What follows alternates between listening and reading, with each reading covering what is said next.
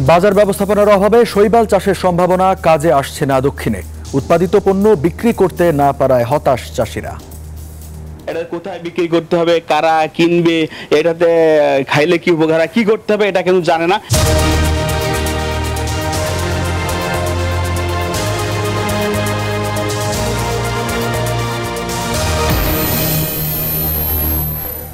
দেখছিলেন প্রধান শিরোনামটি, এবার জানিয়ে দেব কৃষির অন্যান্য শিরোনামগুলো। রাঙ্গামাটি কাপ্তাই হ্রদে একদিনে ৬৫ মেট্রিক টন মাছ আহরণ, রাজস্ব আদায় ছাড়ালো কোটি টাকা। জলবায়ু পরিবর্তনে ক্ষতির মুখে ইউরোপের বলকান চাষিরা, খরার আশঙ্কায় আগেই তুলে নিচ্ছেন আঙুর ভুট্টা। এবার বিস্তারিত। বাজার ব্যবস্থাপনার অভাবে সুন্দরবন সংলগ্ন খুলনা ও সাতক্ষীরায় শৈবাল চাষের সম্ভাবনা কাজে লাগানো যাচ্ছে না। সরকারি ব্যবস্থাপনায় প্রশিক্ষণ নিয়ে উপকূলের অসংখ্য পরিবার শৈবাল চাষ করছেন, কিন্তু উৎপাদিত পণ্য বিক্রি করতে না পেরে হতাশায় ভুগছেন চাষিরা। কৃষি কর্মকর্তা বলছেন, আন্তর্জাতিক বাজারে ব্যাপক চাহিদা থাকায় শৈবাল চাষের মাধ্যমে অর্থনীতিতে বিপ্লব ঘটানো সম্ভব। খুলনা থেকে শামসুজ্জামান শাহিনের তথ্য ও ছবিতে ডেস্ক রিপোর্ট। খুলনার দক্ষিণ পশ্চিম অংশে সুন্দরবন ঘেঁষা প্রত্যন্ত কয়রার গোবরা গ্রাম, যেখানে চাষ হচ্ছে সামুদ্রিক শৈবাল। লাইন পদ্ধতিতে বাঁশের সঙ্গে রশি টানিয়ে তাতে শৈবালের বীজ বেঁধে ডুবিয়ে রাখা হয়। নোনা পানিতে কয়েকদিনের মধ্যেই গাছের শিকড়ের মতো বাড়তে থাকে শৈবাল।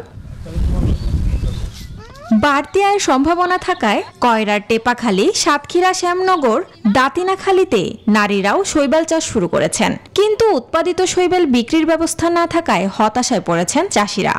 দড়িতে গিতে নদীর সারে রাখিছে আর কি, কিনবে কারা কি জানি না। এটা কোথায় বিক্রি করতে হবে, কারা কিনবে, এটাতে খাইলে কি উপকার, কি করতে হবে এটা কিন্তু জানে না। কৃষি কর্মকর্তারা বলছেন, শৈবালের পরীক্ষামূলক চাষে উপকূলীয় এলাকায় উৎপাদন সম্ভাবনা তৈরি করেছে। চাষিরা বারবার এটা পরিষ্কার না করার কারণে এর গুরুত্ব একটু কম, কিন্তু যদি নিয়মিত পরিচর্যা করা হয় তাহলে এর গুরুত্বটাও অনেক বেশি হয়। কসমেটিক্সে বিভিন্ন প্রকার কেমিক্যাল ইউজ করা হয়, তাদের জাস্ট একে অপরের সাথে লেগে থাকা যে ক্যাপাসিটি, কোহেশন ক্যাপাসিটিকে এটা বাড়ায়। আর উৎপাদিত শৈবাল বিক্রির জন্য বিভিন্ন উদ্যোগ গ্রহণের কথা জানান এই কৃষি কর্মকর্তা। বে সিউইড কোম্পানি আমাদের যে উৎপাদন হচ্ছে সেই সমস্ত উৎপাদনগুলো তারা সরেজমিনে এসে পরীক্ষা করে দেখেছে এবং তারা এখান থেকে নিতে চায়। তাদের সঙ্গে আমাদের একটা মৌখিক আলোচনা হয়েছে। উপকূলে শৈবাল চাষ সম্প্রসারণ ও বাজারজাতকরণ সম্ভব হলে অর্থনীতিতে বিপ্লব ঘটানো সম্ভব বলে মনে করছেন সংশ্লিষ্টরা। Desk report, news 24। মাত্র একদিনে ৬৫ মেট্রিক টন মাছ আহরণ করেছে রাঙ্গামাটি কাপ্তাই হ্রদের জেলেরা। আর রাজস্ব আদায় হয়েছে প্রায় ১,৩,০০,০০০ টাকা, যা চাহিদার তুলনায় দ্বিগুণ। রাঙ্গামাটির স্থানীয় বাজারের চাহিদা মিটিয়ে কাপ্তাই হ্রদের মাছ বাজারজাত করা হচ্ছে ঢাকা, চট্টগ্রাম সহ দেশের বিভিন্ন জেলায়। তাই দক্ষিণ পূর্ব এশিয়ার সর্ববৃহৎ কৃত্রিম জলধারা ও বাংলাদেশের প্রধান মৎস্য উৎপাদন ক্ষেত্র রাঙ্গামাটির কাপ্তাই হ্রদকে বলা হয় মিঠা পানির মাছের ভাণ্ডার। রাঙ্গামাটি কাপ্তাই হ্রদে ৬৬টি দেশীয় প্রজাতির ও ৬টি বহিরাগত প্রজাতির মাছ পাওয়া যাচ্ছে। জানা গেছে, রাঙ্গামাটি কাপ্তাই হ্রদে মাছের উৎপাদন বৃদ্ধি করার লক্ষ্যে প্রতি বছর ৩ থেকে ৪ মাস মাছ ধরা থেকে বিরত রাখা হয় জেলেদের।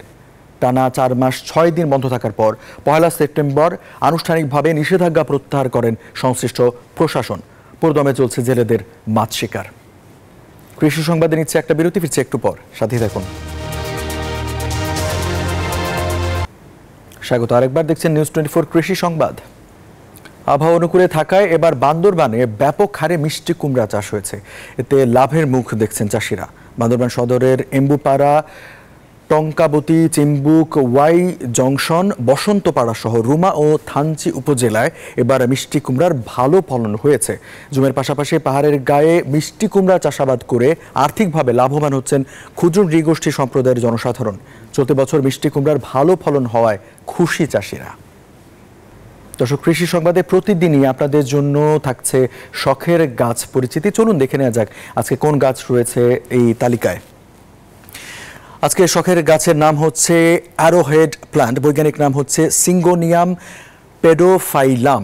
সংক্ষিপ্ত পরিচিতি যদি বলি, এটা আপনারা তো বাসাবাড়িতে বিভিন্ন সময় দেখেই থাকেন। এইটার উদ্ভিদের ধরন হচ্ছে অ্যারোহেড প্ল্যান্টের পাতা সাধারণত ত্রিভুজাকার এবং বয়স বাড়ার সাথে সাথে পাতার আকৃতি পরিবর্তন হতে পারে। হালকা হলুদ থেকে সবুজ স্লথ সহ সবুজ বা সাদা ফুল হয়। গাছটি 3 থেকে 6 ফুট পর্যন্ত বাড়তে পারে। নেতিবাচক শক্তি দূর করতে বাড়িতে গাছটি লাগানো হয়।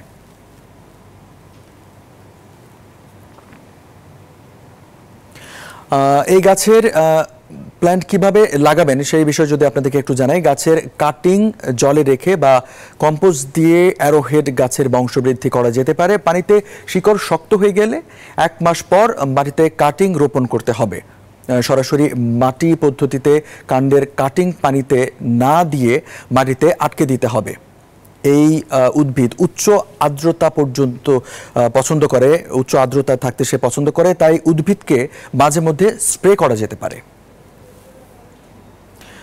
এবং এই গাছের প্লান্টের যত্ন নেওয়ার ক্ষেত্রে বেশ কিছু বিষয় খেয়াল রাখতে হবে। এর মধ্যে বসন্ত থেকে গ্রীষ্ম পর্যন্ত প্রতি মাসে 1 বার পানি জাতীয় সার প্রয়োগ করুন। প্রতি সপ্তাহে 1 থেকে 2 বার পানি দিতে হবে।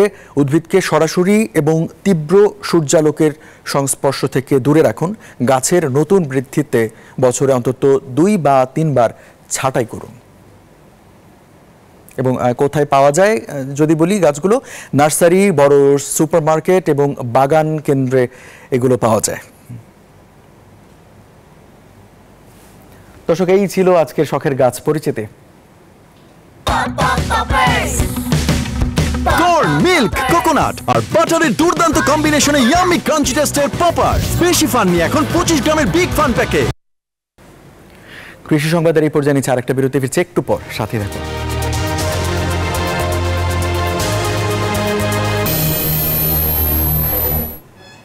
স্বাগত আরেকবার, দেখছেন নিউজ 24 কৃষি সংবাদ। দর্শক, সংবাদের শুরুর দিকে আমরা জানাচ্ছিলাম যে খুলনা ও সাতক্ষীরায় একটি চাষাবাদ হচ্ছে এবং শৈবাল চাষের ক্ষেত্রে সেখানে কিছু সম্ভাবনা দেখা দিয়েছে, কিছু সমস্যাও জানিয়েছিলাম সেই প্রতিবেদনটিতে। এই বিষয়ে বিস্তারিত কথা বলতে আমাদের সাথে আজকে যুক্ত আছেন বাংলাদেশ কৃষি গবেষণা ইনস্টিটিউটের সরেজমিন গবেষণা বিভাগের প্রধান বৈজ্ঞানিক কর্মকর্তা মোহাম্মদ হারুনুর রশিদ।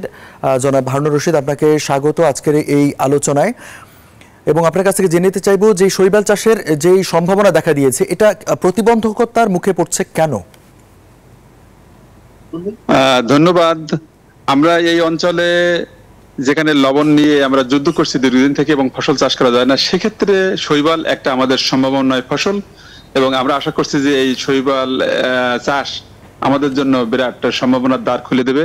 কারণ এখানে পানিতে লবণের মাত্রা প্রায় 22 থেকে 25 ডিএস পার মিটার থাকে, যেখানে অন্য কোনো কিছু করা সম্ভব না। এখন এই চাষ যাত্রা যেহেতু আমরা সফলভাবে চাষ করতে পারছি, কিন্তু প্রতিবন্ধকতার ভিতরে প্রধান প্রতিবন্ধকতা হলো এইটা কিন্তু আমাদের মানুষের, এই অঞ্চলে মানুষের এর ব্যবহারটা জানে না।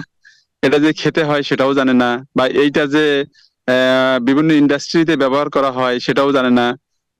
তারপরে এটা দিয়ে যে অনেক প্রসাধনী তৈরি করা যায় সেটাও জানে না। এই যে মার্কেটিং সিস্টেমটা ডেভেলপ না করার কারণে এখন অনেক কৃষকের উৎপাদন করেছে, উৎপাদন করার পরে আমাকে বলছে, স্যার আমরা এখন এটাকে কোথায় নিব? তো আমরা আলেপ একটা অ্যাগ্রো ইন্ডাস্ট্রিজ, তাদের সঙ্গে তারা বিদেশ থেকে শৈবাল এনে তারা অ্যানিমাল ফিড মানে পশু খাদ্য, অনেক সময় তারা ফিশ ফিড, এগুলোতে তারা ব্যবহার করতেছে। তা আমরা যদি এই কোম্পানির সঙ্গে আমরা যদি একটা লিঙ্ক, সেতু বন্ধন তৈরি করে দিতে পারি, তাহলে আমার মনে হয় যে আমরা এই যে প্রতিবন্ধকতাটা এখন যে উৎপাদন করতেছে কিন্তু মার্কেটিং হচ্ছে না, সেইটা আমরা দূর করতে পারবো। এবং আমি আশা করি যে এই কাজটি করার জন্য আমাদের সংশ্লিষ্ট যারা এদের সঙ্গে সংযুক্ত আছেন, তারা যদি একটু সুদৃষ্টি দেন, তাহলে আমাদের ওই অঞ্চলের কৃষকদেরকে তাদেরকে দিয়ে আমরা উৎপাদন করাবো, এবং উৎপাদন করার পরে যখন এটা শুকনা ভাবে বিক্রি করা যায়, আবার কাঁচা অবস্থায় বিক্রি করা যায়, তো সবচেয়ে শুকনাটাই হয়তো সুবিধাজনক বিক্রি করতে।